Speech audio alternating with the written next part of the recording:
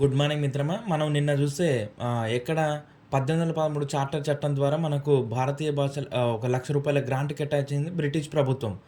కానీ దానిని భారతీయ భాషల కోసం ఉపయోగించాలా? లేకపోతే ఆంగ్ల భాష కోసం ఉపయోగించాలనే వివాదంలో భాగంగా 2 విభాగాలుగా విడిపోయారు వ్యక్తులు. సో, వాళ్ళని మనం ఒకరు ఓరియంటలిస్టులు అని, ఒకరిని ఆంగ్లిస్టులు అని అన్నాం. ఓరియంటలిస్టులలో Warren Hastings, Lord Minto, HH Wilson, HT Prinsep ఉన్నాడు.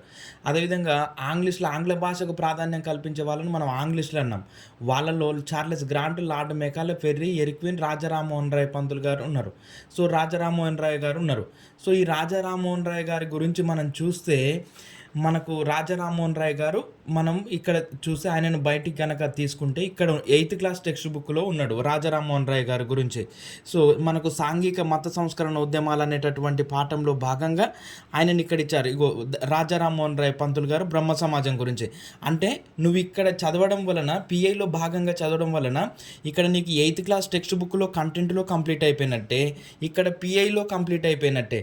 సో, కాబట్టి మనకు ఆ రిలేటెడ్ అంశాలుగా ఉన్నటువంటి అంశాలన్నిటిని కూడా బయటికి తీసి చదవడానికి ప్రయత్నం చేయండి మిత్రమా. రైట్. సో, చూస్తే మనకి ఇప్పుడు మనం బ్రహ్మ సమాజ స్థాపకుడైనటువంటి రాజా రామ్మోహన్ రాయ్ గారు ఎందుకు ఆంగ్లిస్ట్గా మారాల్సి ఆంగ్ల భాషకు ప్రాధాన్యం కల్పించాడు అనేటటువంటి విషయాన్ని మనం చూద్దాం. సో, చూస్తే రాజా రామ్మోహన్ రాయ్ గారు మే 22, 1772 సంవత్సరంలో జన్మించాడు. ఈయన మరణం వచ్చేసి సెప్టెంబర్ 27, 1833 సంవత్సరంలో మరణించాడు. మరి ఈయనకు తెలిసినటువంటి భాషలు ఏంటి అని అంటే సంస్కృతము, పర్షియన్, ఇంగ్లీష్, అరబిక్, గ్రీక్ భాషలు తెలుసు. మరియు ఈ సంస్కృతం, పర్షియన్, ఇంగ్లీష్ భాషలలో మంచి పాండిత్యం కలదు. అదేవిధంగా ఇతను నమ్మినటువంటి సిద్ధాంతం ఏంటి అని అంటే దేవుడు ఒక్కడే, దేవుడు ఒక్కడే. అసలు ఏ మతానికి సంబంధించిన ఎవ్వరు తమ మతం గురించి ప్రచారం చేసినా కూడా ఫైనల్గా ఉన్నది ఒకే ఒక దేవుడు. ఆ దేవుడి కోసమే ఉండండి అందరూ కూడా, తప్ప మీ మధ్యన వివాదాలు సృష్టించుకోకండి అనేటటువంటి విషయాన్ని చెప్పాడు మన రాజా రామ్మోహన్ రాయ్ గారు. ఆ విధంగా ఆ దేవుడు ఒక్కడే అనేటటువంటి సిద్ధాంతం ఆధారంగా తాను స్థాపించినటువంటి సమాజమే బ్రహ్మ సమాజం. 1828 సంవత్సరంలో బ్రహ్మ సమాజాన్ని స్థాపించాడు. మరి ఈ బ్రహ్మ సమాజం ద్వారా ఆయన సాంఘిక సంస్కరణోద్యమాలను ప్రవేశపెట్టాడు. ఏంటి అని అంటే విగ్రహారాధనను తిరస్కరించాడు. అదేవిధంగా దేవతలకు బలులు ఇవ్వడాన్ని తిరస్కరించాడు. బ్రాహ్మణ అధికారుల ఆధిపత్యాన్ని, బ్రాహ్మణ పూజారుల ఆధిపత్యాన్ని తిరస్కరించాడు. వితంతు పునర్వివాహాలను జరిపించడానికి ప్రయత్నం చేశాడు. ఈ విధంగా రాజా రామ్మోహన్ రాయ్ గారు సంఘ సంస్కరణోద్యమానికి కృషి చేశారు. ఆయననే మనం భారతదేశ సంఘ సంస్కరణోద్యమ పితామహుడు అని కూడా అంటాం రాజా రామ్మోహన్ రాయ్ గారిని. ఈ విధంగా మరి ఆయన అనుచరులు చూసే దేవేంద్రనాథ్ ఠాగూర్, కేశవ చంద్రసేన్.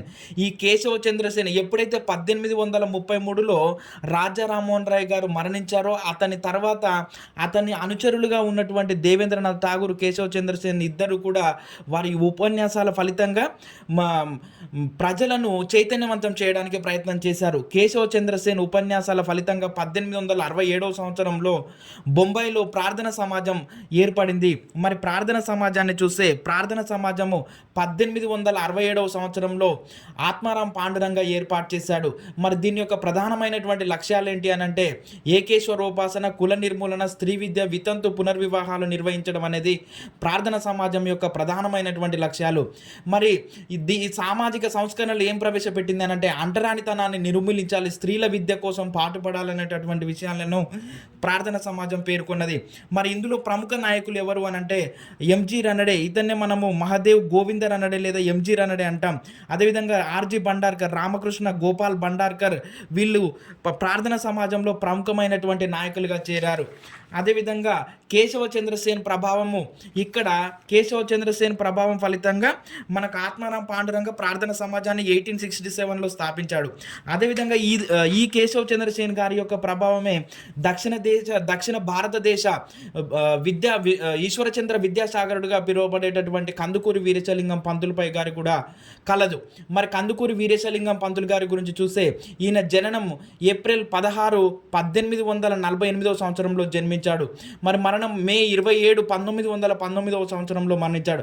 ఈయన ప్రత్యేకతలు చూస్తే దక్షిణ భారతదేశంలో సంఘ సంస్కరణ ఉద్యమాన్ని ప్రారంభించినటువంటి గొప్ప వైతాళికుడు, నవయుగ వైతాళికుడు కందుకూరి వీరేశలింగం పంతులు గారు. మరి ఈయన 1908వ సంవత్సరంలో మచిలీపట్నం కేంద్రంగా బ్రహ్మ సమాజాన్ని దక్షిణ భారతదేశంలో స్థాపించాడు. అదేవిధంగా మొదటి వితంతు వివాహాన్ని 1881వ సంవత్సరంలో నిర్వహించినటువంటి వ్యక్తి కందుకూరి వీరేశలింగం పంతులు గారు. ఇతని యొక్క బిరుదులు చూస్తే నవయుగ వైతాళికుడు, రావు బహదూర్, గద్దె తిక్కన్న, తెలుగు సంఘ సంస్కృత, ఆంధ్రదేశ విద్యాసాగరుడు అని పిలుస్తారు. మరి నవయుగ వైతాళికుడు అంటే సమాజంలో మార్పును తీసుకొచ్చే వాళ్ళను మనము వైతాళికులు అని అంటాం. ఈ విధంగా ఇతనికి బిరుదులు కలవు. ఇతను మంచి రచయిత కూడా. మరి ఈయన స్థాపించినటువంటి పత్రికలు చూస్తే వివేకవర్ధిని, సతీత బోధిని, సత్య సంవర్ధిని అనేటటువంటి పత్రికలను స్థాపించాడు. ఇతని యొక్క రచనలు చూస్తే రాజశేఖర చరిత్రము, సత్యరాజ పూర్వ, దేశీయాత్రలు, సత్యవతి చరిత్రం మొదలైనటువంటి రచనలు చేశాడు. అదేవిధంగా అంటే కేశవ చంద్రసేన్ గారి యొక్క ప్రభావం ఇక్కడ చూస్తే ఇక్కడ ఆత్మారాం పాండురంగం మీద ఉంది. అదేవిధంగా ఇక్కడ కందుకూరి వీరేశలింగం పంతుల మీద ఉంది.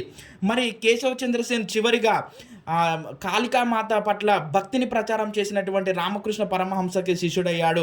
రామకృష్ణ పరమహంస మరొక ప్రియమైనటువంటి రామకృష్ణ పరమహంసకు మరొక శిష్యుడు ఎవరు అని అంటే స్వామి వివేకానంద. స్వామి వివేకానంద రామకృష్ణ పరమహంసకి చాలా ఇష్టమైనటువంటి శిష్యుడు. రామకృష్ణ పరమహంస అదేవిధంగా స్వామి వివేకానందల గురించి మనకు 9th క్లాస్ టెక్స్ట్ బుక్ ఉపవాచకంలో ఇచ్చాడు మిత్రమా. వీళ్ళిద్దరి గురించి చూస్తే అంటే మనకి ఇక్కడ కంటెంట్ కంప్లీట్ అవుతా ఉంది. వీళ్ళు మనకు పిఐలో విద్యావేత్తలలో వస్తారు, తత్వవేత్తలలో వస్తారు. కాబట్టి ఆ రిలేటెడ్ అంశాలన్నింటినీ కూడా మీకు అందిస్తున్నాను మిత్రమా. అదేవిధంగా అంటే మనకి ఇక్కడ చూడండి 8th క్లాస్ టెక్స్ట్ బుక్లో ఉన్నటువంటి సమాచారం అంతా కూడా ఇగో ఇక్కడ బ్రహ్మ సమాజం వచ్చింది. బ్రహ్మ సమాజం కందుకూరి వీరేశలింగం పంతులు, అదేవిధంగా రాజా రామ్మోహన్ రాయ్, ఇక్కడ ఎవరు మనకు స్వామి రామకృష్ణ పరమహంస, స్వామి వివేకానంద, వీళ్ళందరి గురించి కూడా. సో కాబట్టి రిలేటెడ్గా ఉన్నటువంటి అంశాలను అన్నిటిని కూడా నేను మీకు ఎప్పటికప్పుడు అందిస్తూనే ఉంటాను మిత్రమా. ఖచ్చితంగా మన వీడియోను లైక్ చేయండి, సబ్స్క్రైబ్ చేయండి, షేర్ చేయండి మిత్రమా.